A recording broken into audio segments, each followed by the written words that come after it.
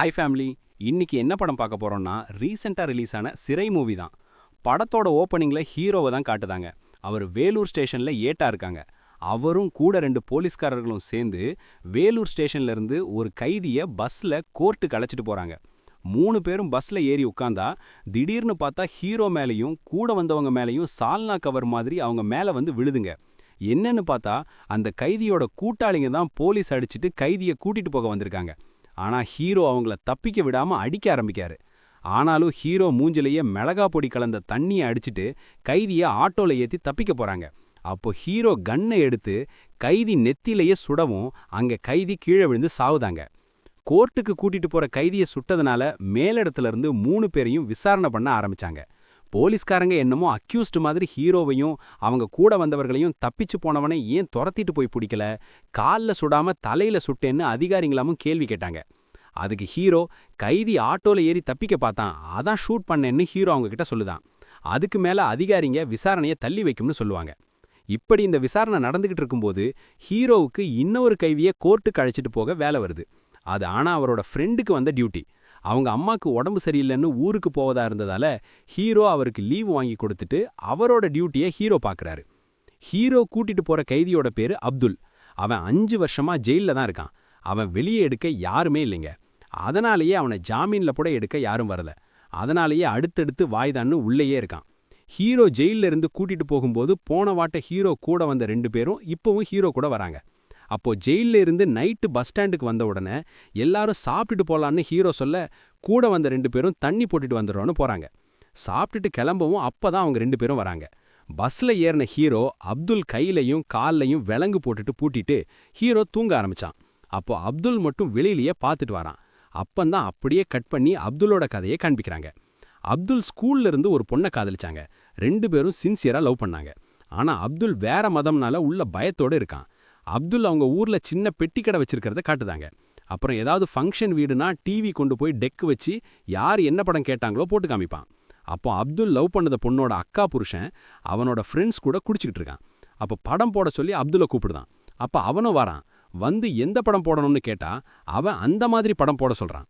அப்ப அப்துல் அந்த மாதிரி படமா என்கிட்ட கிடையாதுன்னு சொல்லிட்டு அங்கிருந்து கிளம்புதான். அவன் சும்மா இல்லாம அப்துல்லை பத்தி தப்பா பேசிட்டு அவனை அடிக்க ஆரம்பிச்சிருந்தான். அதுக்கு அப்துல் ஒன்னும் பண்ணாம அமைதியா போறான்.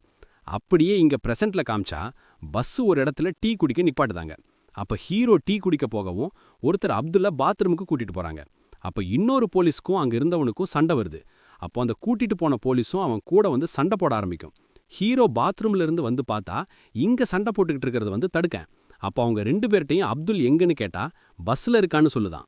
அப்ப அப்துல் இருந்த பஸ் அங்கிருந்து கிளம்பிட்டு ஹீரோ அவனை பஸ்ல லாக் பண்ணியான்னு கேட்க அதுக்கு அவன் லாக் பண்ண மாதிரி தான் இருக்குன்னு யோசிக்கான். அப்ப துப்பாக்கி எங்கன்னு கேட்டா அதுவும் அந்த பஸ்ல தான் இருக்குன்னு சொல்லுதான். உடனே ஹீரோ இன்னொரு பஸ்ஸை ஏறி அவங்க வந்த பஸ்ஸை பிடிக்கான். அதுல அப்துல்லையும் காணோம். அவங்க கன்னு பேக் எல்லாத்தையும் காணோம். அதை பார்த்த ஹீரோ என்ன பண்ணணும்னு தெரியாம உடனே அங்க வந்து ஆட்டோ பிடிச்சு அந்த ஊர் போலீஸ் ஸ்டேஷனுக்கு இன்ஃபார்ம் பண்ண போறாங்க. அங்க போய் பார்த்தா ஸ்டேஷன்ல தான் அப்துல் இருக்காங்க. அவனை பார்த்து 2 பேரும் அவனை போட்டு அடிக்காங்க.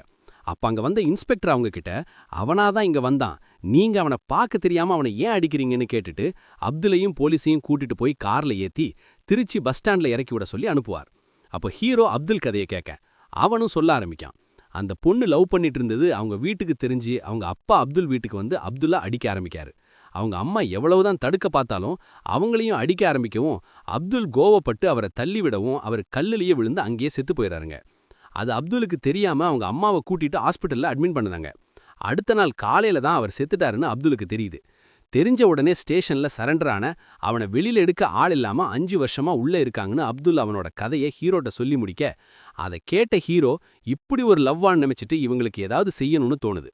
ஹீரோ அவங்க 2 பேரையும் கோர்ட்ல சர்ஜை தனியா பார்க்க வச்சு அப்துல் அவனோட கேஸை பத்தி சொல்லவும் சர்ஜ் அடுத்த வாயில விடுதலை கொடுக்கும்னு சொல்லுதாரு.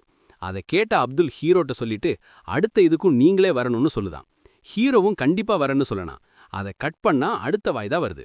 ஆனா அன்னைக்குன்னு பார்த்து ஹீரோ படத்தோட ஆரம்பத்துல ஒரு கைதியை சுட்டதற்காக அன்னைக்கு அவருக்கு விசாரணை வருது.